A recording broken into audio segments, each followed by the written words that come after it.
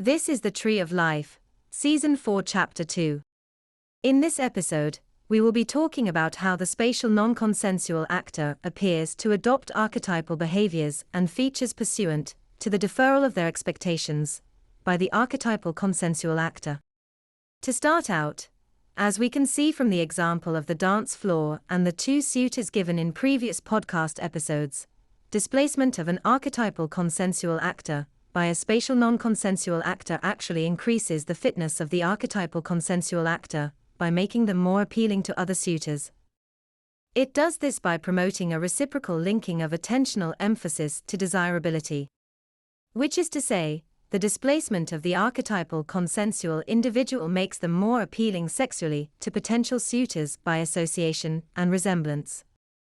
But for the spatial non-consensual actor, this displacement generates shifts in attentional emphasis of three forms: facial emphasis, vocal emphasis, and postural emphasis.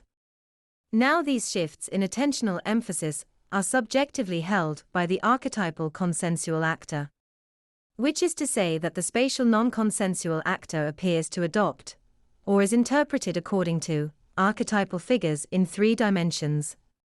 By the emphasis given to facial features, attentional emphasis, vocal emphasis, which may include word choice, word order, tonal emphasis, vocal depth, and postural emphasis.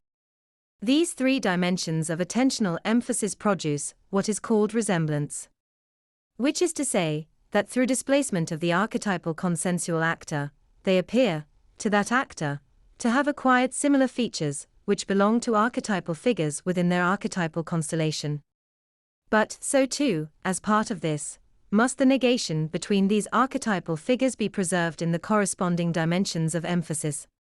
Which is to say, there is a reinforcement according to a common epigenetic profile, as between that resemblance and its object.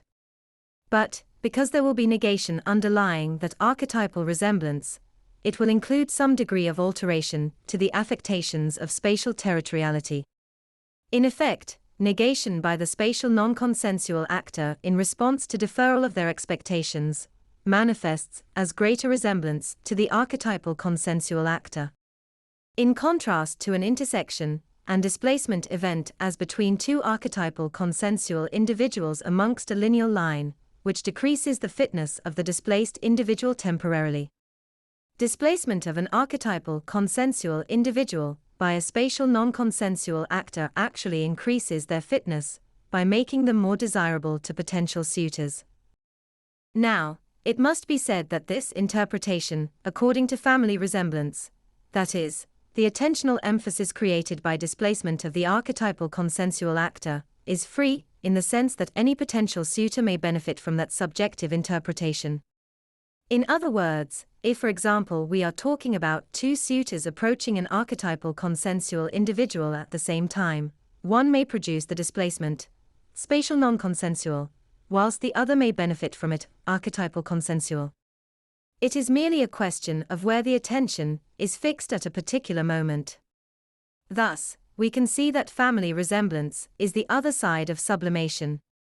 The reem becomes a meme when the displacement produces subjective resemblance for potential suitors in the mind of the archetypal consensual individual.